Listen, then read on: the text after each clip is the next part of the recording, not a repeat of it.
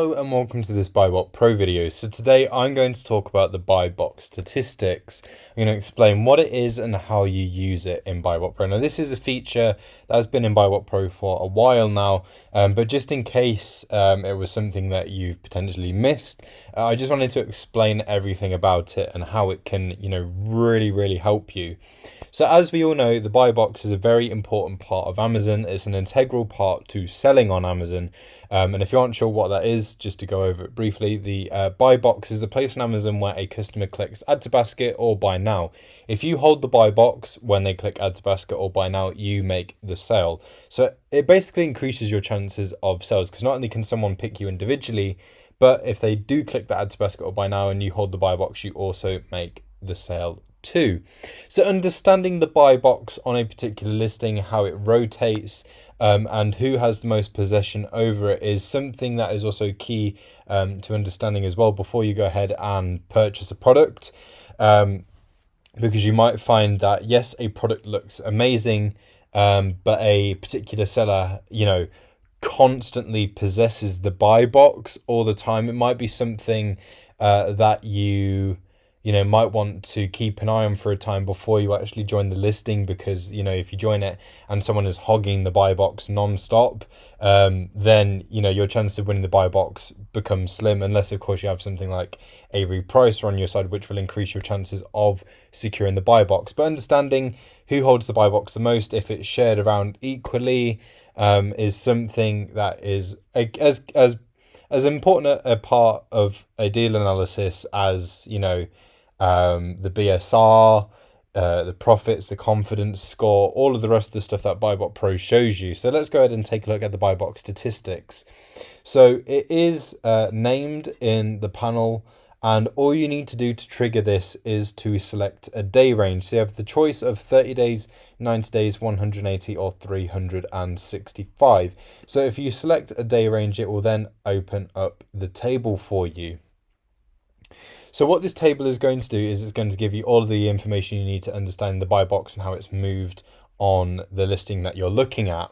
So what you'll get is you'll get the name of the sellers on that listing, the percentage of time that that seller has won the BuyBox.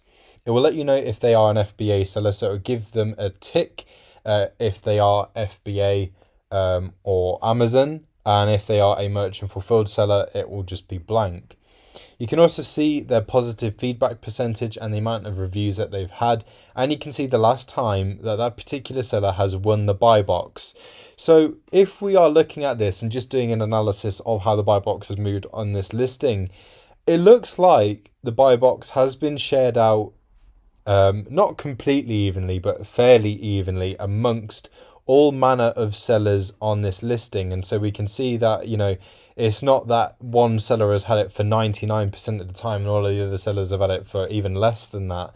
As you can see, there is a percentage of time that each seller has had the BuyBox for, and it's not like the one at the top here with the most percentage is the one that has had a consistent hold over it, because we can see the last time that they won it was 23 days ago, and whereas this seller here who's had it for 4% of the time has now just won it. So no doubt the more that they hold the BuyBox, their percentage will increase. And then this seller here, another one, 6%, they won it a day ago. So as we can see, the BuyBox does rotate quite nicely on this particular listing. And then if we were to change the day range just to see a little bit more about the item and, expand the range that we are looking at. So let's say we were planning to sell this item for a longer time period, what could that potentially look like in terms of how the BuyBox moves? Of course, we can't 100% predict what exactly the BuyBox is going to do. The future isn't written yet, but we can use the data that we have in here to make a pretty good educated guess about how it will potentially move in the future.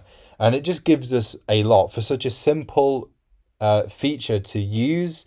It gives us a lot to work with when it comes to understanding the BuyBox on a listing. So you can change it to 90 days, for example, and then it will expand the range of information that it's looking at when it gives you this table. You've got 180 days or 365 days, so you can kind of gauge how you might fare over the course of a year if you are on this listing for a year straight. So as I say, buy box statistics, a very integral part of deal analysis, understanding the buy box, how it moves on a listing, as it's basically indicating to you what your chances could potentially be if you were to join the listing. And of course, if you see a seller, you might have it where, for example, Amazon have got a really strong hold on that listing. They are just, sitting there. Even if they are sharing the buy box, let's say they've had, as I say before, 99% possession over that buy box, then your chances just aren't going to be huge. So for those particular items, they might be ones that you want to keep an eye on. But this is what BuyBotPro is all about, painting you a picture of the item and its performance on Amazon to give you a greater understanding, to help you find good buys and to help you avoid bad purchases. But if you did find items where everything else looked amazing, you just wanted to keep an eye on the buy box statistics. It could be something that you export to a Google sheet, for example, which you can also do within BuyBotPro. So that way you can keep an eye on it and assess it at a later date and see if anything is looking up. Thank you very much for watching. Don't forget to like, comment and subscribe, and I'll catch you next time.